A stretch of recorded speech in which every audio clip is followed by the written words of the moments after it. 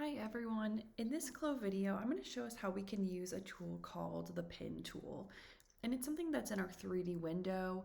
We have a version that's a pin that basically draws on garments, and then another version that's a pin that draws on the avatar. So what I have here in my file to get started is I just added this existing dress that's already in our CLO library and my avatar, which I added by clicking Y on my keyboard, going into the avatar folder right here. And then I went into the female avatars and just double clicked on one to add them to my workspace. And then I went to the garment folder here and I added in this first dress right here just by double clicking on it, or you can right click to add it to your workspace. So I'm going to click Y on my keyboard again to close the library.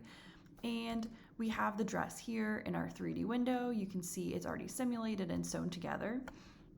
And so the first pin tool that I'm going to show you is the 3D pin tool for garments. This is located here in our 3D toolbar. It looks like a t-shirt with like a wavy line over it and a pin. So we have a couple of options here. You can see these three tools. The first one is our Edit 3D Pin tool for the garment. So that's what we're going to be able to use to adjust our pin markings later. And then we have the 3D Pin tool for the garment below that, which is what we're going to be using. And then below that, we also have the 3D Base Pin. So I'm going to show you what these do. So we're going to start out in the middle one, which is our 3D Pin tool for the garment. When we click on that, and when I'm in the 3D window, you'll see I get a black dot attached to my mouse. I can click anywhere on my garment. When I click, you'll see I get this line attached to my mouse, and I can keep clicking to add points. This starts out working pretty similar to the pin tool in our 2D window that we use a lot, or like our internal line / polygon tool, or even like the pin tool in Illustrator. So that's how we can get straight lines and curve points. But if I want to get a curved line, I can hold down the command key on my keyboard while I click and drag. That would give me a curved line by clicking and dragging. And then to place the curve where I want it to go, I need to click one more time when I'm happy with that curve. I can always continue adding more curved points by holding down the command key when I click and then just clicking one more time. So I can finish this shape by either closing my shape, or I can click one more time and do another line. And I could double click to close my shape too. Again, similar to our internal line tool. While I'm creating these shapes, I can also always click the delete key on my keyboard. That would take me back 1 point. You want to be careful because if you're used to clicking Command Z, if you click Command Z while you're doing this, it's going to delete the whole line. And so basically, once we have these markings drawn on our pattern, I'm going to just go into our Edit Pin tool. That will allow me to click on either a segment, or if I double click, it will select the whole shape. I'm going to go back to my pin tool and just draw a line that I actually want.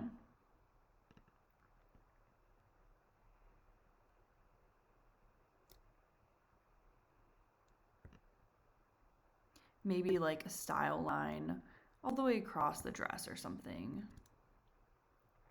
You can also do 2 curved points in a row like I just did if you want to extend the curve. And so once you're happy with your line, you can always go into the Edit Pin tool again and select that line if you don't already have it selected. And we can right click on it and we can choose Cut and Sew or Cut. Also, if you have a symmetric pattern, you could choose Symmetric Cut and Sew, or duplicate it to the symmetric pattern if that applies to your garment, or Trace as Internal Shape. Trace as Internal Shape would keep your line here on your pin tool in the 3D window and also add it as an internal line to your 2D window too, or Convert to Internal Shape would get rid of the line here and just add it as an internal line in your 2D window. But for this example, I'm going to choose Cut and Sew. So now you can see in my 2D window, this pattern has been split apart. on that line right here. So in my 3D window, I can bring these pattern pieces apart from each other, turn on simulation mode, and they are sewn together already. So if you wanted to create a style line, this is a really good tool for that. But you can see my line is a little bit like choppy and not very smooth in the 3D window. So I'm just going to go back and click Command Z until I get to before where I cut and sewed. There we go. And I'm going to select my line again, right click, and this time I'm going to choose Convert to Internal Shape. That converted it to an internal line on my pattern. You can see I added it to both sides because my pattern is symmetric, but I'm going to go in and just remove the linked editing from this front pattern just to make this less complicated right now, and delete one of those. So one reason you might want to convert it to an internal line is if you do want to clean up that shape.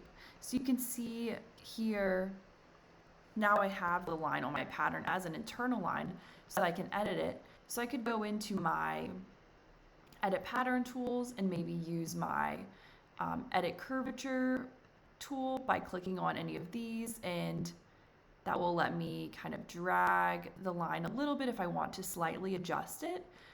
I could also go in and go to my internal line tool, and I could also just recreate this line too, now knowing where it sits on my pattern. And then I could do the same thing in my edit pattern tool, click on that internal line, double click, right click, and then cut and sew, and then get to the same result, having that new seam or style line there. You can either cut and sew straight from your pen tool, or if you want to make slight adjustments, you can edit it as an internal line or even recreate that internal line using your pen marking as a guide. So that's what you can do with the 3D pen tool.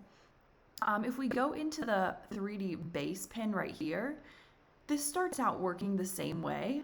I'm just going to click somewhere on my pattern, and you can click and drag, and that's going to add baselines like this. But I'm going to click Command Z to delete those. In the next video, I'm going to show you how we can use the 3D pen tool for our avatar, which works similar, but a little bit different. So you can follow along for that next part, but I hope this was helpful. Thanks.